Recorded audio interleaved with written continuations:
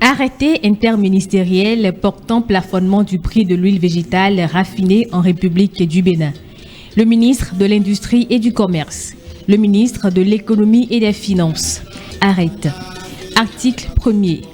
Conformément aux dispositions de l'article 5 de la loi 2016-25 du 4 novembre 2016 portant organisation de la concurrence en République du Bénin, le prix de vente en détail au consommateur final de l'huile végétale raffinée est plafonné à 1300 francs CFA le litre sur toute l'étendue du territoire national. Article 2. Les prix de vente des producteurs locaux de l'huile végétale raffinée s'entendent prix de vente TVA collecté incluse. Les prix de vente des distributeurs, grossistes et détaillants de l'huile végétale raffinée s'entendent prix finaux sans TVA. La chaîne de la TVA s'arrête au niveau des producteurs locaux. Article 3. Le prix fixé à l'article 1er ci-dessus est valable pour une période de 3 mois à compter de la date de signature du présent arrêté. Article 4. L'exportation et la réexportation de l'huile végétale raffinée sont interdites. Article 5.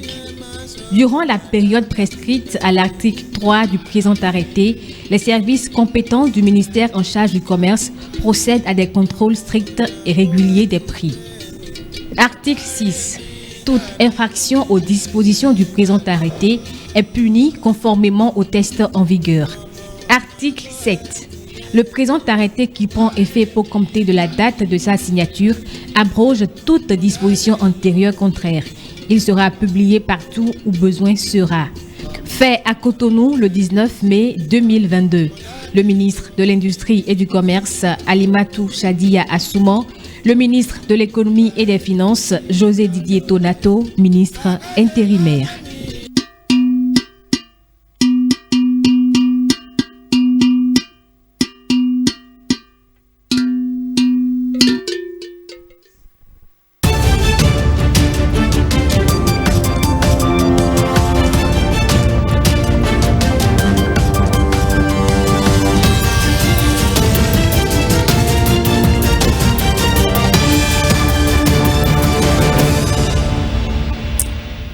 Bonsoir à tous. Dans l'actualité ce soir, l'examen du certificat d'études primaires au Bénin. Cet examen a démarré. Plus de 226 000 candidats affrontent les épreuves sur l'ensemble du territoire national.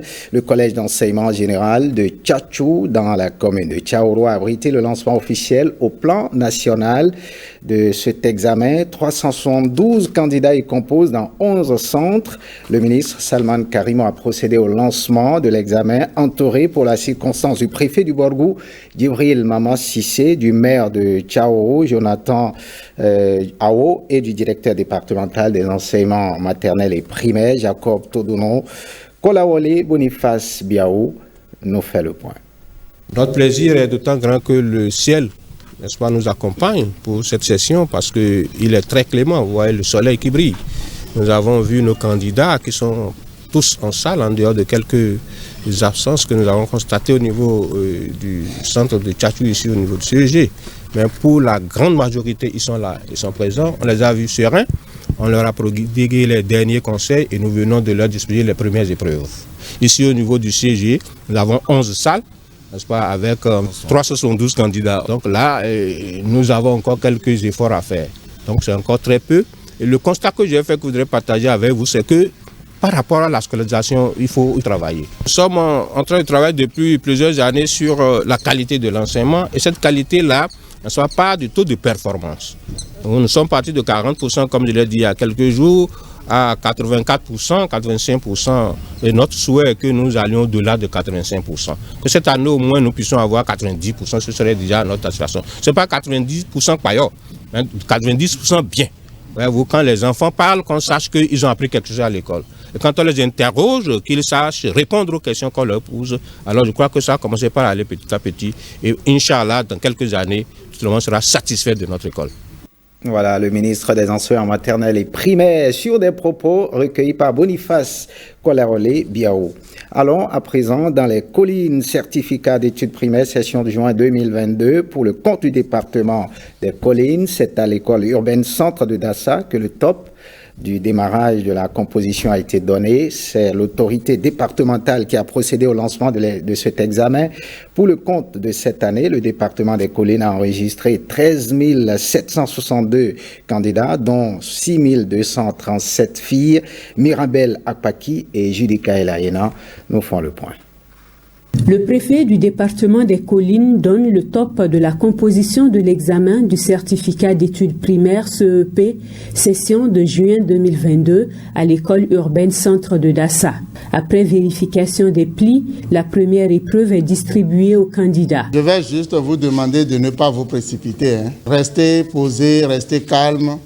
Lisez attentivement les épreuves qui vous seront remises. Ne trichez pas. 13 762 candidats pour le département des collines. Un taux en régression par rapport à l'année dernière. Nous avons réussi un taux en baisse d'environ 12%. Ce taux en régression peut se justifier par le fait que l'année passée, c'est vrai, même si on n'était pas satisfait du résultat. Le challenge était d'être premier sur le plan national. On n'a pas pu l'être, mais on a eu un taux autour de 84%. L'école urbaine centre de Dassa accueille 367 candidats, dont 163 de sexe masculin. 12 salles sont réservées pour la composition. Tout est bon et il n'y a rien à craindre. Il n'y a pas d'insuffisance. En tout cas, jusque-là, nous n'avons noté aucune insuffisance. Dans les 110 centres que compte le département, les surveillants ont été invités à ne pas stresser les candidats ni perturber leur quiétude. Et on avance du côté de la partie méridionale du pays, précisément dans l'Ouémé, tout comme dans les autres départements.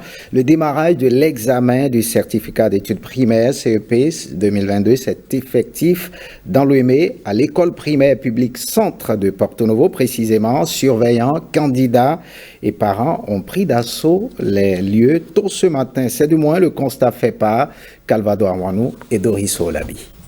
Nous sommes à l'école primaire publique centre, un des centres de composition du CEP à Porto Novo. Je suis venu déposer mes deux filles et je les ai aidées à retrouver leur numéro. Donc je suis fier et j'ai constaté que ça a été bien organisé. J'ai suivi en tant que père de l'amener au centre. De son côté, le chef centre échange avec les surveillants sur les derniers réglages pour le bon déroulement de l'examen. Ce matin, on n'a pas eu tellement de difficultés puisqu'on a été très matinal. Nous sommes allés au commissariat chercher les épreuves. Déjà à 6 heures, on est déjà au centre. Donc on a eu le temps de gérer les problèmes éventuels. Nous avons comme inscrit garçons 228, filles 261, total 489. Absents, garçons 3, filles 10, total 13. Après les vérifications d'usage, la première épreuve est lancée autour de 8h30. Par rapport aux parents d'élèves, je vais leur dire d'abord d'accompagner les enfants. Parce que la plupart sont des tout petits. De les accompagner au centre et de ne pas être trop sévère avec eux pour ce laps de temps. Démarré ce mardi par les épreuves écrites, le CEP 2022 prend fin le vendredi 10 juin avec les épreuves d'éducation physique et sportive. 775 centres sont retenus sur toute l'étendue du territoire national pour les compositions du CEP session de juin 2022 et c'est le cours primaire au héros qui a servi de cadre au lancement officiel des épreuves dans le littoral.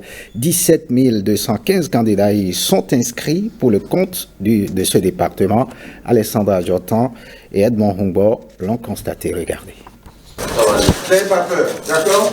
Ça va aller. Compréhension de l'écrit. C'est la toute première épreuve à laquelle sont soumis ces jeunes candidats au CEP session de juin 2022. La présence à leur côté des autorités a de quoi galvaniser leur morale et agir pour un dénouement heureux. Tout a démarré à l'heure. Tout était en place, les enfants sont venus beaucoup plus tôt, l'encadrement était sur le terrain et le lancement s'est déroulé sans incident, de la même manière que j'espère que les épreuves se dérouleront sans incident et que le littoral maintiendra sa place de premier au plan national comme nous l'avons fait l'année dernière. Vous savez, l'heure n'est plus à la dithyrambe. Chacun est à sa place et c'est ça qui est normal. Les enseignants ont fait leur travail tout au long de l'année, ils ont bien encadré les enfants, ils étaient là. Nous osons croire, reconnaissant qu'ils ont bien fait leur travail. Donc je voudrais les remercier tous. Je voudrais remercier les parents d'élèves qui se sont ici nés toute l'année durant. Déterminés à s'assurer du bon déroulement de l'examen, ils sont nombreux justement ces parents à faire pied de grue à l'entrée des centres d'examen, paraissant plus anxieux que leurs enfants. J'ai accompagné ma fille à l'examen. Depuis le dimanche, je suis allé à la messe avec elle et on a fait la prière ensemble. Et je souhaite qu'elle réussisse son examen du CP. 17 215 candidats composent pour cette session de 2022 du CEP dans le littoral. On dénombre dans le lot des candidats à besoins spécifiques. Retour dans le septentrion, précisément dans la Liborie, 11 048 en 2022 contre 11 639 l'année dernière en 2021. Ainsi se présente l'effectif des candidats à l'assaut du certificat d'études primaires dans la Liborie, placé sous l'autorité du préfet du département. Le lancement des épreuves au plan local a eu lieu à l'école primaire publique de Donwari, à une dizaine de kilomètres de Candy Centre, en direction de Banikwara. Le point avec Bertin Adimi et Ernest Etegou. Le top est ainsi lancé. Les épreuves du certificat d'études primaires CEP démarrent ici à l'école primaire publique de Donwari, centre de lancement officiel de l'examen dans la Liborie. Pour l'instant, nous avons enregistré 138 présents sur les 138 inscrits, 142 sur les 146 filles et 280 au total présents. Donc, pour ce qui concerne les absents, on a enregistré seulement 4 candidates absentes, c'est uniquement des filles. Nous avons 18 surveillants de salle, ils ont reçu les instructions fermes ce matin avant qu'on ne démarre. Ils connaissent le travail, tout de même, il a été rappelé de tout mettre en œuvre pour que l'objectif que l'on nous a fixé soit atteint.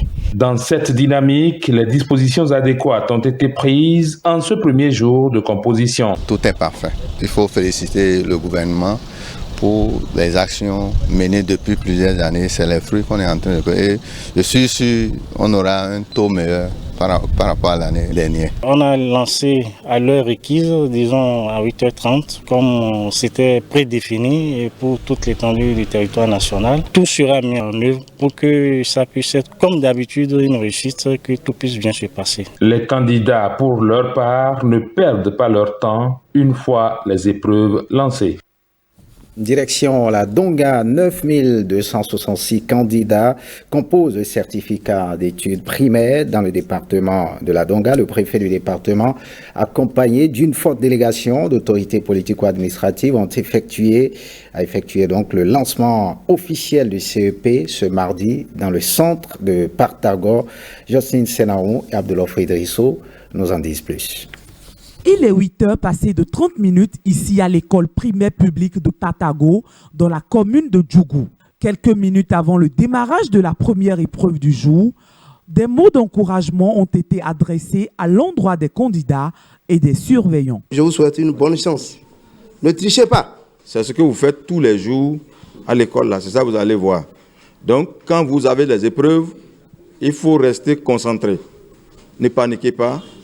Ce n'est pas compliqué, vous allez réussir tous. 238 candidats âgés de 9 à 53 ans sont inscrits dans le centre de Patago. 150 garçons et 88 filles répartis dans cette salle de composition. Nous avons constaté que c'est dans la salle où il y a les candidats libres qu'il y a beaucoup d'absents. Sinon l'événement s'est bien déroulé. L'examen a été lancé dans des conditions sereines chez nous ici à Djougou, notamment à Patago. Et les enfants ont reçu la première épreuve à l'heure où nous parlons. Je souhaiterais qu'il y ait assez de réussite, mais des réussites qui permettront aux enfants de pouvoir continuer au second cycle. Il faut dire qu'à l'examen blanc, et surtout ce qui concerne ma région pédagogique, tout n'était pas rose. On a tourné autour de 30%, mais on a serré la correction pour espérer avoir un bon pourcentage à l'examen même. Acteurs de l'éducation, parents d'élèves, forces de sécurité conjuguent les efforts pour un aboutissement heureux de cet examen dans le département de la Donga. Allons à présent dans le mono. 12 417 candidats, dont 5 840 filles, planchent depuis ce matin, planchent donc pour le compte du certificat d'études primaires dans les 51 centres de composition du mono. Le lancement officiel au niveau départemental du premier diplôme scolaire a été fait à Grand Popo Centre sous la conduite du préfet Bienvenu Melorin. Patrick Ayadji pour le point. C'est à 8h30 que le préfet Melorin a lancé officiellement l'épreuve de lecture à l'école Grand Popo Centre. J'ai partagé avec eux la nécessité de rester très concentré et pour un peu de motivation, je les ai rassurés que rien de ce qui sera demandé aujourd'hui ne sera extérieur au programme exécuté tout au long de l'année scolaire. Et je pense que nous avons eu quand même affaire à des enfants très dégourdis, très relax, et cela présume de leur état de morale satisfaisant. Nous avons formulé ce vœu d'avoir les meilleurs au plan national. À Oumakor, dans la commune de Komé, parents d'élèves et candidats peuvent pousser un ouf de soulagement. Désormais, cet arrondissement dispose d'un centre de composition. Je suis instituteur, j'ai servi ici, je les accompagnais à Komé. Une fois arrivés à Komé, les enfants déboussolés, ils tombent malades, il faut les traiter par-ci par-là. Mais aujourd'hui, ils sont dans leur arrondissement, ils sont à côté de leurs parents pour composer. Je pense que Dieu va les aider. Faut-il le préciser, la délégation préfectorale a entre-temps marqué un arrêt au centre d'éducation des aveugles et déficients visuels de Djaglamé, lieu de composition des candidats malvoyants dans la commune de Grand Popo. Parlant de candidats malvoyants, les candidats à besoins spécifiques ont également démarré les épreuves ce mardi. Ils composent dans 2 centres à Cotonou, à savoir celui de Vedoko et celui de Segbea. Ces candidats ont reçu la visite des responsables du système éducatif et de la mairie de Cotonou. Dans l'ensemble, les épreuves se déroulent normalement. Gilles Dansou et Wenceslas Awaimon nous en parlent dans cet élément. Examen du certificat d'études primaires 2022 pour les candidats à besoins spécifiques. Centre de Vedoko Misogwe. Ils affrontent la première épreuve, celle de lecture. Durant ces 4 jours que dureront les examens, nous demandons aux parents de prendre soin des enfants, de veiller à ce que lorsque les enfants rentrent, qu'ils mangent, qu'ils se couchent tôt et qu'ils se réveillent également à temps pour pouvoir se rendre dans les centres de composition, de ne pas trop bousculer les enfants, de veiller sur leur santé, sur leur alimentation pour un bon rendement. Ils ont suivi les enseignements dans de bonnes conditions, il ne reste qu'à donner le meilleur d'eux-mêmes. Je crois qu'il y a une spécificité ici. Les enseignants qui sont rompus à la tâche ont essayé de faire un travail adéquat pour que, à la fin, que nous ayons de bons résultats. Je crois que ça a été fait. Toujours à Cotonou et plus précisément au centre de promotion sociale des aveugles du Segbea, ils sont au total 20. Des malvoyants, des malentendants et des IMOC, c'est-à-dire ces candidats qui ont des infirmités d'origine cérébrale. Des candidats qui n'arrivent pas à bien se tenir et qui ne peuvent, pour la plupart, n'arrivent pas à bien écrire. Donc, il faut les assister, il faut les accompagner. C'est en quelque sorte un accompagnement individualisé pour cette catégorie de candidats. Ces assistants, ce sont des personnes de bonne moralité qui ont été désignées par la direction des examens et concours du MAP. L'examen se déroule en ce premier jour dans de bonnes conditions. Autre actualité, ce soir, on parle de cette célébration de la juridiction constitutionnelle. Une belle brochette de personnalités sont réunies ce mardi à la salle bleue du Palais des Congrès de Cotonou pour la célébration des 30 ans de la justice constitutionnelle au Bénin. L'événement est co-célébré avec les premières rencontres des hautes juridictions ouest-africaines en charge du contentieux électoral, occasion saisie par la 6e mandature de la Cour constitutionnelle pour honorer 2 illustres personnalités qui ont marqué l'histoire politique et constitutionnelle du Bénin. Plus de détails dans ce reportage signé Renaud Akapo. Une célébration de grande portée et des invités de haut vol à la salle bleue du Palais des Congrès de Cotonou. La métropole économique accueille, à l'occasion du 30e anniversaire de la justice constitutionnelle, les figures de proue des hautes juridictions ouest-africaines chargées du contentieux électoral.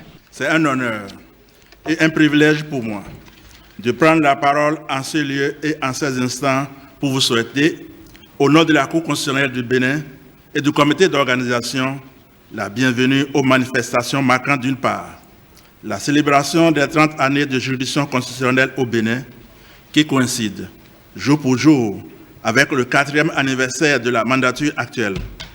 D'autre part, les premières rencontres des hautes juridictions des États membres de la CEDEAO en charge du contentieux électoral. Pendant ces 3 jours, nous aurons l'occasion de célébrer l'état de droit et de démocratie pluraliste. Cette grande messe de la justice constitutionnelle est la première du genre dans la sphère des hautes juridictions à l'échelle sous-régionale. Dans un contexte marqué par des contestations post-électorales avec leur lot de violence au sein de la communauté, cette double célébration offre à ces divers acteurs l'occasion de réfléchir sur le contentieux électoral et surtout de consolider les acquis. Les rencontres interpersonnelles, informelles et formelle de ces 4 jours au Bénin, Bénin qui est une terre chargée d'histoire de lutte anticoloniale, terre chargée de coups d'État à répétition, terre chargée d'expériences révolutionnaires inédites dans la région, terre chargée aussi de passage en douceur de la révolution marxiste-léniniste pure et dure à un renouveau démocratique admirable et admiré de tous en Afrique et dans le monde entier. Terre aussi chargée de passage de témoins à la tête de l'État béninois démocratique dans des conditions presque toujours paisibles. Ces rencontres, disais-je, doivent être d'un intérêt particulier pour notre institution régionale qu'est la CEDEAO. Il est donc nécessaire de consolider les acquis démocratiques positifs obtenus dans notre région. Malgré les turbulences politiques que connaissent actuellement certains de nos États membres, notamment avec la résurgence des coups d'État au Mali, en Guinée et au Burkina Faso. L'autre temps fort de cette cérémonie est l'hommage rendu aux 2 mandatures de la Cour constitutionnelle présidée par Feu Concepcia Ouinssou. La remise officielle des études en hommage à la brillante carrière de l'illustre disparu a été ponctuée de bout en bout par des témoignages élogieux. Madame Ouinssou nous a tous honorés. Et comme le bâtonnier Robert Dossou l'a souligné, ce n'est pas parce que c'est elle seule, c'est l'ensemble de la formation ou des formations qu'elle a présidées, cette double formation qui nous a honorés. Et donc c'est tout à fait méritoire de s'attarder quelque peu pour rendre hommage à celles et ceux qui sont encore en vie dans cette double formation et à celles et ceux dont elles qui ne sont plus avec nous. Idem pour le père de la Constitution béninoise du 11 décembre 1990. Maurice Glélé Aranzo a été célébré à l'occasion de la remise des prix de thèse édition 2020 et 2021. Le discours d'ouverture de cette double célébration a été prononcé par la vice-présidente de la République, Mariam Tchabi-Talata. Autre célébration dans ce 20h, la journée des frontières africaines. 58 commissariats frontaliers et bases militaires, 10 véhicules pick-up et 450 motos au profit des forces de sécurité, des forces de défense et de sécurité, 64 infrastructures scolaires en mobilier. Le ministre de l'Intérieur et de la Sécurité publique dressait ainsi ce matin les efforts de l'État béninois dans le cadre de la gestion intégrée des espaces frontaliers. Ces dernières années, c'est à l'occasion de la journée africaine des frontières célébrée aujourd'hui. En attendant l'intégralité de son discours, voici d'abord un extrait que nous proposent dans ce journal Marcel Arrossi et Daniel Ada. Dans le cadre de la prise en charge sanitaire gratuite des populations frontalières, 8 éditions de consultations médicales foraines ont été organisées, lesquelles consultations ont impacté plus de 25 000 personnes. Pour appuyer les activités génératrices de revenus, 30 groupements de femmes ont bénéficié de formations et d'équipements de transformation de produits agricoles. Le gouvernement a également mis un accent sur la coopération transfrontalière, gage de paix, de sécurité et de coexistence pacifique.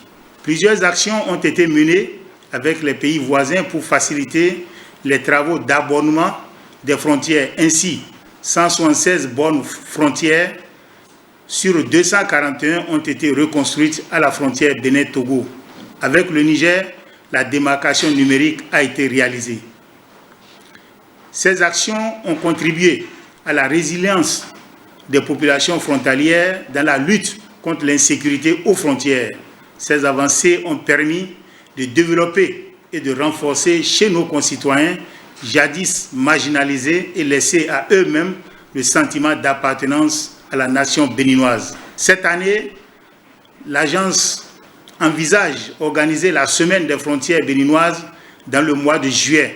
Les activités programmées dans ce cadre sont, entre autres, les consultations médicales foraines, l'installation du cadre de concertation des élus locaux dans l'ère linguistique Nago-Yoruba. Voyons à présent cet autre message. Aujourd'hui, 7 juin 2022, c'est la journée internationale de la sécurité sanitaire des aliments. À cette occasion, la secrétaire générale du ministère de l'Agriculture, de l'Élevage et de la Pêche a délivré un message. Madame Françoise Assoba-Comblan, représentant le ministre de l'Agriculture, de l'Élevage et de la Pêche, au micro de Ghislain Poguet. Et Brice Tibozo est revenu, vous allez le voir, sur quelques efforts que le gouvernement fait pour assurer à la population béninoise une alimentation saine et sûre. Suivez ici un extrait de son message. Pour l'année 2022, le thème retenu est des aliments sûrs pour une meilleure santé. Des aliments impropres à la consommation causent plus de 200 maladies, de la diarrhée au cancer. Les maladies diarrhéiques, transmises aussi bien par les aliments que par l'eau, tuent quelques 2,2 millions de personnes par an, dont 1,9 million d'enfants. Ayant pris la mesure de la situation, le Bénin a mené des actions fortes afin d'amoindrir autant que possible les effets néfastes liés à la sécurité sanitaire des aliments. Ainsi, le gouvernement du Bénin, avec à sa tête son Excellence Patrice Athanase Guillaume Talon, président de la République, a fait des réformes pour mieux assurer la santé des consommateurs de produits alimentaires, aussi bien pour les hommes que pour les animaux notamment. C'est le lieu de rappeler la réorganisation et l'opérationnalisation de l'Agence béninoise de sécurité sanitaire des aliments, la responsabilisation de l'ABSSA comme autorité compétente unique en matière de certification sanitaire et de qualité des produits agroalimentaires, le renforcement du cadre réglementaire et législatif, du contrôle des produits, notamment celui des filières phares, ananas, anacarde, karité, soja et miel.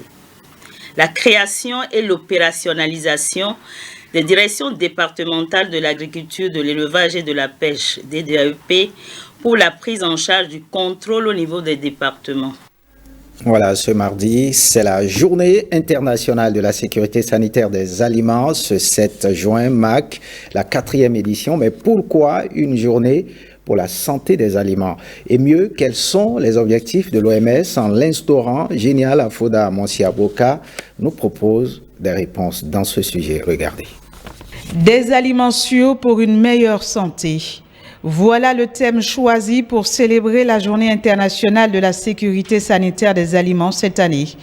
La campagne sera axée sur la manière dont les aliments sûrs peuvent améliorer la santé et le bien-être. La journée est instituée par l'Organisation mondiale de la santé depuis 2018. Elle est célébrée chaque 7 juin. Elle représente une composante essentielle de la sécurité alimentaire et joue un rôle crucial dans la réduction des maladies d'origine alimentaire.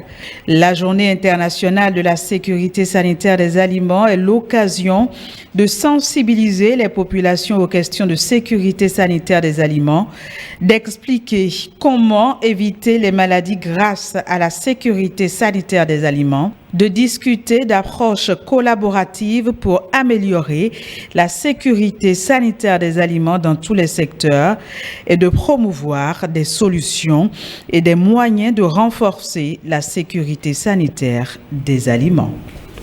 Et parlant toujours de cette journée, les activités tournent autour du thème des aliments sûrs pour une meilleure santé au Bénin. La BSSA, l'agence béninoise de sécurité sanitaire des aliments, prévoit jeudi prochain de nombreuses actions en vue d'une sensibilisation de la population sur la thématique.